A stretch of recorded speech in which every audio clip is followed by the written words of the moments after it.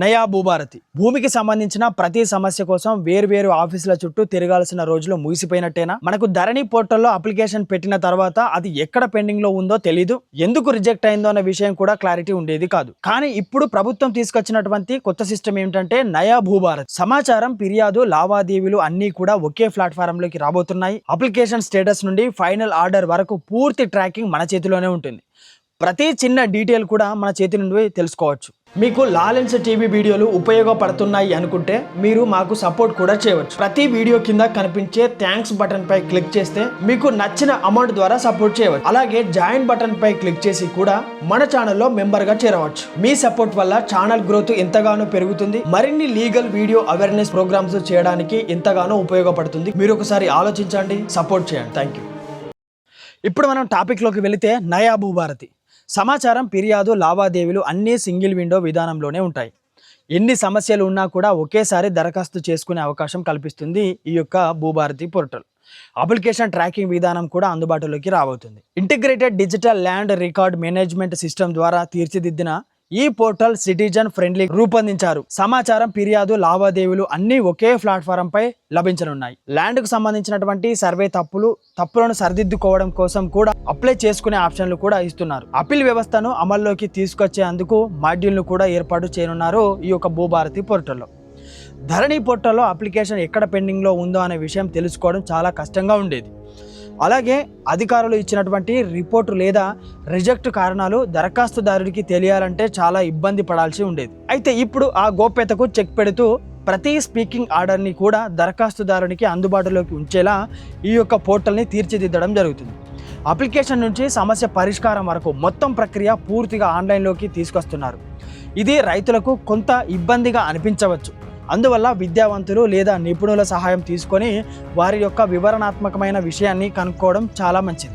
అయితే పైలట్ ప్రాజెక్ట్గా నెల రోజులు అంటే ఇంటిగ్రేటెడ్ భూభారతి అనేది ప్రస్తుతం ఎంపిక చేసినటువంటి 5 మండలాలకు మాత్రమే పరిమితమైంది. దీనిని నెల రోజుల పాటు కలెక్టర్ పర్యవేక్షణలో అమలు చేస్తారు. ఆ తర్వాత ఎదురయ్యే సమస్యల ఆధారంగా మార్పులు చేర్పులు చేస్తారు. రైతులకు ముందుగా అవగాహన కల్పించాల్సిన అవసరం ఎంతగానో ఉంది.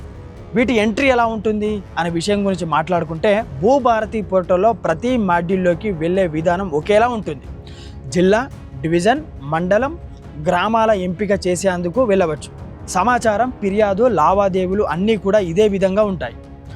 Feedback, download, refund, citizen charter వంటి అంశాలను కూడా పూర్తిగా అమల్లోకి వచ్చిన తర్వాత మనకు స్పష్టమైన నిర్దిష్టమైన విషయం తెలుసుకోవచ్చు. అయితే ఈ యొక్క భూభారతి పోర్టల్ అనేది సిటిజన్కి ఎలా కనపడుతుంది అంటే అధికారులకు ఒకలాగా కనపడుతుంది, సిటిజన్స్కి ఒకలాగా కనపడుతుంది. ఎందుకోసం అంటే ప్రత్యేకమైనటువంటి అధికారులకు అంటే ఉదాహరణకి తహసీల్దార్ గారు కానీ లేదంటే వారి పై ఉన్నటువంటి ఆర్డీఓ, కలెక్టర్ల వంటి వారికి కానీ వేరే విధంగా ఆ పోర్టల్ అనేది కనబడుతుంది. ఎందుకోసం అంటే వారికి చాలా ఆప్షన్స్ అనేవి ఎనబుల్ అయి ఉంటాయి.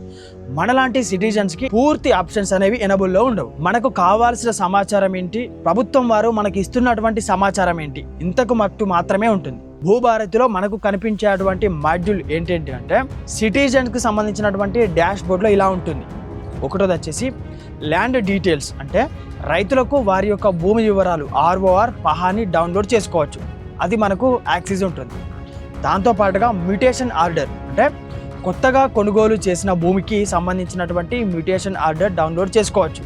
అప్లికేషన్ స్టేటస్ కూడా తీసుకోవచ్చు దీని ద్వారా నుండి. మరో విషయానికి వస్తే నాలా ఆర్డర్ అంటే వ్యవసాయ భూమిని వ్యవసాయేతర భూమిగా మార్చుకునే ప్రక్రియ, ఆ స్టేటస్ను కూడా తెలుసుకోవచ్చు. దాంతోపాటుగా ఎల్పిఎం నెంబర్ అంటే ల్యాండ్ పార్సల్ మ్యాప్ కోసం అప్లై చేస్తే పూర్తి అయ్యే వరకు స్టేటస్ అనేది ట్రాకింగ్లో ఉంటుంది. మనం ఎప్పటికప్పుడు అప్డేట్ అవుతూ ఎప్పటికప్పుడు ఆ విషయాన్ని తెలుసుకోవాలనుకుంటే ఆ వెబ్సైట్లోకి వెళ్ళి మన ప్రాబ్లం ఏంటి, మన సమస్య ఏంటి, ఆ సమస్యకు ఉన్నటువంటి వివరాలన్నీ కూడా మనం చదువుకోవచ్చు. దాంతోపాటుగా మార్కెట్ వాల్యూ మనకు కనిపించే విధానంలో మరొకటి ఏంటంటే మార్కెట్ వాల్యూ. భూమి యొక్క market value, registration fee, stamp duty, నాలా ఫీజు వంటి వివరాలను కూడా మనం ఈజీగా తెలుసుకోవచ్చు. దాంతోపాటుగా రిజిస్ట్రేషన్ డాక్యుమెంట్స్ అంటే కొనుగోలుకు సంబంధించినటువంటి డాక్యుమెంట్లు డౌన్లోడ్ కూడా చేసుకోవచ్చు. మరో విషయం ఏంటంటే మై అప్లికేషన్స్ అంటే అన్ని దరఖాస్తులకు సంబంధించినటువంటి స్టేటస్ తెలుసుకోవడానికి ప్రత్యేకమైనటువంటి మాడ్యూల్ని ఏర్పాటు చేశారు. దాని పేరే మై అప్లికేషన్. మరో మాడ్యూల్ ఏంటంటే భూనక్ష అంటే సర్వే మ్యాప్లు, గ్రామ మ్యాప్లకు సంబంధించినవన్నీ కూడా మనకు అందుబాటులో ఉంటాయి. సర్వే మ్యాప్లు అంటే మన యొక్క సర్వే నెంబర్. ఉదాహరణకు 100 సర్వే నెంబర్ ఉంది అనుకున్నాం. ఈ 100కు సంబంధించినటువంటి భూ నక్షకు సంబంధించిన సర్వే మ్యాప్ కావాలి అని అంటే మనము ఏ డిస్టిక్లో ఉన్నాము, దాంతోపాటుగా ఏ డివిజన్లో ఉన్నాము, ఏ మండలంలో ఉన్నాము, ఏ గ్రామానికి సంబంధించినటువంటి వివరం మనకు కావాలి, ఆ గ్రామంలో ఏ సర్వే నెంబర్కు సంబంధించినటువంటి వివరాలు కావాలి. ఎందుకోసం అంటే మ్యాప్ అనేది ఎప్పుడైనా కూడా బౌండరీని డిసైడ్ చేస్తుంది. అంటే ఈస్ట్ ఎవరున్నారు, నార్త్ ఎవరున్నారు, సౌత్ ఎవరున్నారు, వెస్ట్ ఎవరున్నారు. ఈస్ట్, వెస్ట్, నార్త్, సౌత్ ఈ డైరెక్షన్స్ని మనకి ఈజీగా అర్థమయ్యే విధంగా ఈ మ్యాప్ అనేది ఉంటుంది. ఈ మ్యాప్ చూడగానే మనకు ఎవరెవరు ఏ చుట్టుపక్కల ఉన్నారనే విషయం కూడా కనబడుతుంది. సర్వే మ్యాప్ అంటే భూమికి సంబంధించిన మ్యాప్ అనేది, దాంతోపాటు గ్రామానికి సంబంధించిన మ్యాప్ అనేది ఎంతగానో ఉపయోగపడుతుంది ప్రతి ఒక్క వ్యక్తికి. దాంతోపాటుగా ఫీడ్బ్యాక్ అంటే పోర్టల్పై అభిప్రాయాలను తెలియజేయడం కోసం కొత్తగా ఈ ఆప్షన్ని కూడా తీసుకొచ్చింది భూభారతి.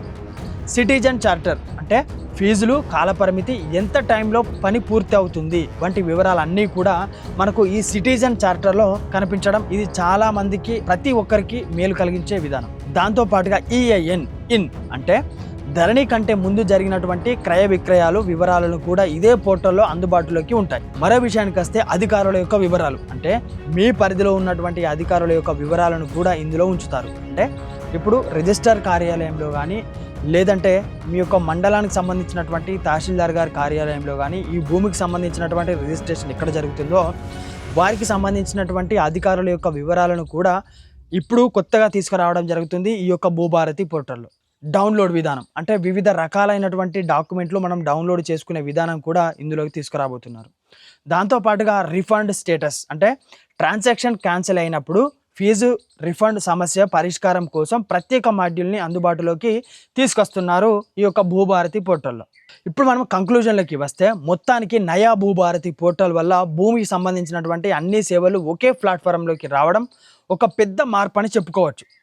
అయితే సమాచారం, ఫిర్యాదు, లావాదేవీలు అన్నీ కూడా సింగిల్ విండోలో ఉంటాయి. అప్లికేషన్ స్టేటస్ నుండి ఫైనల్ ఆర్డర్ వరకు పూర్తిగా ట్రాన్స్పరెన్సీ అనేది ఉంటుంది. పాత రికార్డ్ కూడా సులభంగా అందుబాటులోకి రావడం ఇవి ప్రజలకు చాలా ఉపయోగపడే అంశం. కానీ మరొక వైపు పూర్తిగా ఆన్లైన్ సిస్టమ్ కావడం వల్ల గ్రామీణ ప్రాంతాల్లో ఉండే వారికి కొంత ఇబ్బంది పడే అవకాశం ఉంటుంది. సరైన అవగాహన లేకపోతే సిస్టమ్ను ఉపయోగించడం కూడా చాలా కష్టమవుతుంది. అందుకే భూభారతి పోర్టల్ నిజంగా ఉపయోగపడాలంటే ప్రజలకు అవగాహన కల్పించడం చాలా అవసరం. మీరు కూడా ఈ సమాచారాన్ని మీ కుటుంబ సభ్యులకు అందజేసినట్లయితే వారికి కూడా ఈ కొత్త సిస్టాన్ని తెలియజేసిన వారు అవుతారు. రానున్న రోజులలో కూడా ఇలాంటి మరిన్ని లీగల్ అవగాహన కోసం వీడియోలను మీకు అందజేయబోతున్నాను. కొత్త టాపిక్స్తో కొత్త విషయాలన్నింటినీ కూడా మన లాలెన్స్ టీవీలో ప్రోగ్రామ్స్ అనేవి కంటిన్యూగా వస్తూనే ఉంటాయి. లాలెన్స్ టీవీ ద్వారా వచ్చేటువంటి అవగాహన వీడియోలు, లాలెన్స్ టీవీ సమర్పిస్తున్నటువంటి వీడియోలు కావాలనుకుంటే లాలెన్స్ టీవీని ఫాలో కండి. మీకు తప్పకుండా కొత్త ఇన్ఫర్మేషన్ని ప్రతిరోజు తెలియజేస్తుంది లాలెన్స్ టీవీ. మరో కొత్త వీడియోతో మళ్ళీ కలుస్తాను. నేను మీ కొంగంటి రాజు ఫ్రమ్ లాలెన్స్ టీవీ నుండి. Thank you.